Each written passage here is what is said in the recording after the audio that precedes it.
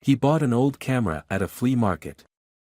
Inside was a film with frames from his own apartment, taken last night. I found it by accident. The old Polaroid was lying on a shelf in an antique store, nestled between tarnished brass figurines and dusty vinyl records. I'd been wandering the narrow aisles of Timeless Treasures on Maple Street, killing time on a rain-soaked Saturday afternoon. "Does it work?" I asked the shopkeeper, a balding man with wire-rimmed glasses who seemed more interested in his crossword puzzle than potential customers. He barely glanced up. "Doubt it. Been sitting there for months. $20 if you want it." I turned the camera over in my hands, examining its vintage casing. The black plastic was scuffed but intact, with that particular patina that only comes from decades of use. I've always had a weakness for vintage technology, relics from a time when things were built to last. "I'll take it," I said, handing over a $20 bill. The shopkeeper nodded, returning to his crossword as I slipped the Polaroid into my messenger bag. My apartment was only a few blocks away, a one-bedroom unit in a converted brownstone on Sycamore Avenue. It wasn't much, but the rent was reasonable, and the neighborhood quiet enough for a freelance graphic designer who valued his concentration. I hung my rain-soaked jacket on the hook by the door and settled on my gray sectional sofa, eager to examine my new purchase. The camera felt substantial in my hands as I popped open the back compartment to check its condition. That's when I noticed it. Inside was a partially used film cartridge. 3 shots remained. I hesitated. Most people would immediately snap a few test pictures, but something about finding an used film in a second-hand camera made me pause. It felt like an intrusion, as if I was about to open someone else's mail. Still, curiosity won out. I carefully removed the cartridge and examined it under the lamp. The film seemed intact, though there was no way to know how old it was or if it had been damaged. I reinserted it and decided to check if there were any developed photos still inside the camera's storage slot. 3 Polaroids slid out, and my breath caught in my throat. The first showed a dark silhouette in a doorway. Just a black figure against dim lighting, featureless and anonymous. Something about the angle seemed wrong, somehow voyeuristic. I could make out little else beyond the tall, slender shape. The second photo made my stomach clench. It showed my living room. My living room. The exact same gray sectional sofa I was currently sitting on. My coffee table with the water glass I'd left there this morning. The stack of design magazines scattered beside it. Even the small tear in the left armrest cushion was visible. My hands trembled as I looked at the third photo. It showed my bedroom. The navy blue comforter rumpled exactly as I'd left it this morning. And there, on the bed, was me. Sleeping. The angle suggested the photographer had been standing at the foot of my bed, looking down at my unconscious form. The timestamp on all 3 photos read 2:17 a.m. Last night. I dropped the pictures on the coffee table and stood up, heart hammering in my chest. I walked through my apartment, checking windows, doors, closets. Everything was locked. Nothing seemed disturbed. My apartment was on the 3rd floor with no fire escape access. The building had a secure entry system. How could someone have gotten in? And why would they leave evidence of their intrusion in a camera I might never have purchased? I called my friend Mark, a cybersecurity consultant who'd helped me set up my home office. Could someone have doctored these photos? I asked after explaining the situation, trying to keep the panic from my voice. Possible, but why? Mark's voice crackled through the speaker. And how would they know you'd buy that specific camera? Send me the pictures. I snapped photos of the Polaroids with my phone and texted them to him. The lighting and shadows are consistent, he said after a few minutes. If they're fakes, they're professional quality. Have you checked your carbon monoxide detector lately? I'm not hallucinating, Mark. Just covering all bases. Call the cops, then come stay at my place tonight. I hung up and stared at the Polaroids again. Something about them felt deeply wrong, beyond the obvious invasion of privacy. The composition was unnatural, as if taken by someone who understood photography but not quite how humans interact with spaces. I picked up the camera again, examining it more carefully. The serial number had been filed off. The brand label looked slightly different from Polaroid's standard logo, the letters spaced just a fraction too far apart. My chest tightened. What if this wasn't just about someone breaking into my apartment? What if there was something wrong with the camera itself? I decided to return to the antique store before calling the police. Maybe the shopkeeper could tell me where the camera had come from. The rain had intensified by the time I arrived back at Timeless Treasures, water sluicing down the store's foggy windows. The same shopkeeper was there, now organizing a shelf of vintage radios. "The Polaroid I bought earlier," I said, placing it on the counter. "Do you remember who sold it to you?" He adjusted his glasses, studying my face before answering. "No one sold it. Someone left it." "Left it? What do you mean?" "Just placed it on the counter and walked out. Happened yesterday, late evening, just before closing." "Did you see who it was?" He nodded slowly. "Tall person. Wearing a black hoodie. Couldn't see their face clearly, but..." He paused, frowning. "They stared at me for too long. Something off about them." "Did they say anything?" "Just that someone would come looking for it." He gave me an appraising look. "Guess that was you." A chill ran through me that had nothing to do with my rain-soaked clothes. I thanked him hastily and left, pulling out my phone to call 911 as soon as I stepped outside. Detective Sarah Mendez arrived 40 minutes later. She was in her 40s, with sharp eyes and a no-nonsense attitude that would have been reassuring under different circumstances. "So you're saying someone broke into your apartment, took photos of you sleeping, then planted the camera in an antique store where you would find it?" Her skepticism was palpable as she examined the Polaroids. "I know how it sounds," I admitted. She walked through my apartment, checking locks and windows. No signs of forced entry. "Do you live alone, Mr. Carter?" "Yes." "Any ex-partners who might have keys? Anyone you've recently angered?" I shook my head. "I've been single for over a year. And I work from home. I barely interact with anyone except clients, and that's mostly online." Detective Mendez jotted something in her notepad. "What about the building's security system? Is there footage we can review?" "The entry system is keycard only, but there are no cameras." She sighed. "I'll file a report, but honestly, there's little to go on. It's possible someone sold this camera specifically knowing you'd buy it, which suggests you're being watched. I'd recommend staying elsewhere for a few days and changing your locks." "Could you dust for fingerprints?" I asked. "We could, but the camera's been handled by you, the shop owner, and potentially numerous others. Without a suspect to match against, it's unlikely to help." After she left, I packed an overnight bag to stay at Mark's place. As I was zipping it closed, my phone buzzed with a text from an unknown number. "Do you like the photos?" My blood went cold. I immediately called Detective Mendez. "Someone just texted me about the photos," I said when she answered. "An unknown number." "Don't respond," she instructed. "I'll send an officer to escort you to your friend's place. We'll trace the number." I sat rigidly on my sofa, staring at the door until a knock announced the officer's arrival. My phone buzzed again as I opened the door. "You shouldn't have told the police." My hands shook as I showed the message to Officer Ramirez, a young patrolman with a sympathetic expression.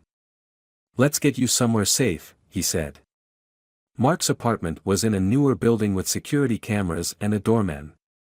He'd already set up his spare room with fresh linens and ordered takeout from the Chinese place down the street. "The police said they're tracing the number," I explained as we ate dumplings straight from the container. But Detective Mendez didn't seem optimistic. Could be using a burner phone, Mark said. Or one of those messaging apps that uses random numbers. I barely slept that night, despite the comfort of knowing Mark's apartment was secure. When I did drift off, I dreamed of dark silhouettes standing at the foot of my bed, utterly still except for the slow raising of a camera to their face. I woke at dawn to a call from Detective Mendez. The number traces back to a prepaid phone purchased with cash at a convenience store in the West Side District, she said. The store has cameras, but they only keep footage for 48 hours. We're checking nearby businesses for additional cameras. Any fingerprints on the Polaroids? I asked. Just yours, I'm afraid. We're treating this as stalking and potential breaking and entering, but we need more evidence. I thanked her and hung up, feeling no safer than before. Mark had already left for work, leaving a note saying he'd be back by 6 and to help myself to anything in the fridge. I tried to distract myself by working on a client project, but my concentration was shot. Every few minutes, I found myself staring at the photos I'd brought with me. Around noon, I received another text. Check the camera again. I hadn't brought the Polaroid with me to Mark's place. It was still sitting on my coffee table. I called Detective Mendez again. Don't go back to your apartment alone, she warned. I'll meet you there in an hour. When we entered my apartment, everything appeared untouched. The Polaroid sat exactly where I'd left it on the coffee table. Detective Mendez carefully picked it up with gloved hands and examined it. There's another photo in the output slot, she said, her voice tense. She carefully extracted it. The new Polaroid showed Mark's apartment. Specifically, it showed the guest room where I'd slept last night, with my laptop open on the bed exactly as I'd left it when getting up for breakfast. The timestamp read 4:38 a.m. This morning. How is this possible? I whispered. The camera was here, but the photo is from there. Detective Mendez bagged the photo as evidence. I don't know, but this is escalating. The stalker knows where you're staying. We need to find out how they're tracking you. We searched my belongings for tracking devices but found nothing. Detective Mendez suggested I check into a hotel under a different name, using cash instead of credit cards. She also assigned an officer to patrol both my apartment building and Mark's throughout the night. That evening, I checked into the Westview Hotel under the name John Allen, paying cash for 3 nights. I chose a room on the 10th floor, reasoning that physical access would be more difficult. The hotel had security cameras in all common areas, which provided some comfort. I called Mark to explain the situation. This is seriously messed up, he said. Have they checked traffic cameras near your apartment? Maybe they could spot this person coming or going. Detective Mendez is working on it, but apparently there's a backlog for accessing that footage. What about the camera itself? Have they examined it for anything unusual? I hadn't considered that. I don't think so. They're focused on finding the stalker. Well, there's something weird about a camera that produces photos of places it wasn't physically present for. I promised to mention it to Detective Mendez and tried to settle in for the night. The hotel room was impersonal but clean, with heavy curtains I made sure were completely closed before getting ready for bed. I couldn't sleep. Every creak and distant sound had me sitting bolt upright, straining to listen. Around 3 in the morning, I heard a soft shuffling sound in the hallway outside my door. I froze, hardly daring to breathe. The sound stopped directly outside my room. Then came the unmistakable click of a camera shutter. Heart pounding, I crept to the door and looked through the peephole. The hallway was empty. I called the front desk immediately. Someone was just outside my room, I whispered. Room 1042. We'll send security right away, sir. 2 security guards arrived within minutes. They found nothing in the hallway, and a review of the security footage showed no one had approached my room in the past hour. The cameras cover the entire hallway, sir, the head of security explained. No one could have reached your door without being recorded. I insisted on seeing the footage myself. Sure enough, the hallway remained empty during the time I'd heard the sound. Could the sound have come from another room? The security guard suggested. I knew what I'd heard, but arguing seemed pointless. I thanked them and locked the door again after they left. At 6 a.m., my phone buzzed with another text. Nice hotel room. The view is wasted with the curtains closed. Attached was a photo taken from inside my hotel room, showing me sitting on the edge of the bed, staring at the door. It was time-stamped 3:17 a.m. I checked out immediately and went straight to the police station, where I demanded to speak with Detective Mendez. This has to stop, I said, showing her the latest photo. How is someone getting these pictures? The hotel had cameras everywhere. No one approached my room. Detective Mendez studied the photo. I've requested a forensic technician to examine the Polaroid camera, she said. There's something we're missing. In the meantime, I'd like to place you in a safe house. The safe house was a small apartment above a closed bakery on the edge of town. 2 officers were stationed outside, with rotating shifts. Detective Mendez assured me no one knew this location except a handful of trusted officers. We've also started investigating the antique shop owner more thoroughly, she informed me. His story about how he acquired the camera seems suspicious. Initial background checks show he has a record, minor fraud charges from 15 years ago. This news provided little comfort. If the shopkeeper was involved, why target me specifically? I'd never met him before buying the camera. That evening, the forensic technician called Detective Mendez with preliminary findings. The camera's been modified, she explained to me afterward. There's additional circuitry inside that doesn't match the original design. They're still analyzing it, but it appears sophisticated. What does that mean? It could be transmitting somehow. Maybe connected to other cameras placed in your environments. We're not sure yet. None of this explained how someone had photographed inside my hotel room without being caught on security cameras, or how they'd known which hotel I'd chosen. I spent a restless night at the safe house, jumping at every sound. The next morning, Detective Mendez arrived with coffee and news.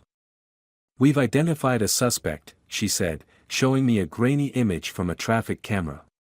This person was seen near your apartment building several times in the past week. Always wearing the same black hoodie. The figure was tall and thin, face obscured by the hood. There was something unsettling about their posture, too straight, too still. Do you recognize them? I shook my head. Could be anyone.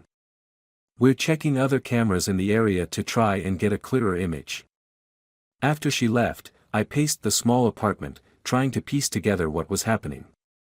If the camera had been modified to connect with other hidden cameras, where were they? How had they been placed in Mark's apartment and my hotel room without detection? Around noon, one of the officers stationed outside knocked on my door. Package for you, he said, holding out a small brown envelope. That's impossible, I replied. No one knows I'm here. The officer frowned. It was sitting on the stairs when I came back from getting lunch. Addressed to you by name. Detective Mendez instructed them to have the package examined for threats before opening it. 3 hours later, she called to say it was clear, just an envelope containing a single Polaroid photo. This one showed me standing at the safe house window, looking out. The timestamp read 4:12 p.m. Today. Less than an hour ago. I couldn't take it anymore. Despite Detective Mendez's protests, I decided to confront the situation head-on. If someone was watching me, I would watch for them. That night, I insisted on returning to my apartment. Detective Mendez assigned an officer to remain in a car outside, checking in hourly. I pretended to go to bed at 11 but instead positioned myself in the darkened living room, facing the windows with a clear view of the door. Hours passed. Midnight came and went. The officer checked in at 1 a.m., and I assured him all was well. At precisely 2:17 a.m., I heard it. A soft click, like a camera shutter. It seemed to come from inside the apartment. I rose slowly, following the sound to my front door. With trembling hands, I unlocked the deadbolt and yanked it open. There, in the dimly lit hallway, stood a tall figure in a black hoodie. Perfectly still. As my eyes adjusted, I could see what appeared to be a camera raised to their face. "Who are you?" I demanded, my voice cracking. "What do you want?" The figure lowered the camera slowly. With deliberate movements, they reached up and pulled back the hood. I staggered backward. The face beneath was my own. Not exactly my face, there was something wrong with the proportions, something uncanny about the eyes. Like someone had studied photographs of me and created an imperfect replica. I stumbled further back into my apartment as the figure raised a hand and made a clicking motion, mimicking a camera shutter. Click. The lights flickered, and in that moment of darkness, the figure vanished. I slammed the door shut and called the officer stationed outside, frantically explaining what I'd seen. He rushed up but found nothing in the hallway or stairwell. The building's entry system showed no record of anyone entering or exiting during that time. The next morning, another envelope was delivered to my door. Inside was a new photograph. Me. Standing in my doorway last night, face contorted in horror. The photo was timestamped 2:17 a.m. Detective Mendez ordered a full forensic sweep of my apartment and building. They found nothing, no hidden cameras, no evidence of intrusion, no fingerprints except my own. The modified Polaroid yielded few answers. The additional circuitry appeared to be some kind of custom-built transmitter, but it wasn't connected to any power source that the technicians could identify. By all rights, it shouldn't function at all. Days passed. No new photographs appeared. No mysterious texts. The figure in the black hoodie wasn't seen again. Eventually, Detective Mendez classified it as an unsolved case. The prevailing theory was an elaborate stalking scheme using hidden cameras and a modified Polaroid as psychological intimidation. Without further evidence or incidents, the investigation stalled. I moved to a new apartment in a different part of the city. I installed cameras, motion sensors, and the best security system I could afford. I changed my phone number and email addresses. Sometimes, late at night, I still wake to the phantom sound of a camera shutter. I check my security footage, finding nothing. The Polaroid sits locked in a police evidence locker downtown. Detective Mendez says they'll keep it indefinitely, in case new leads emerge. But I can't help wondering, who was that figure with my face? And more importantly, will I see them again? What will the next photograph show?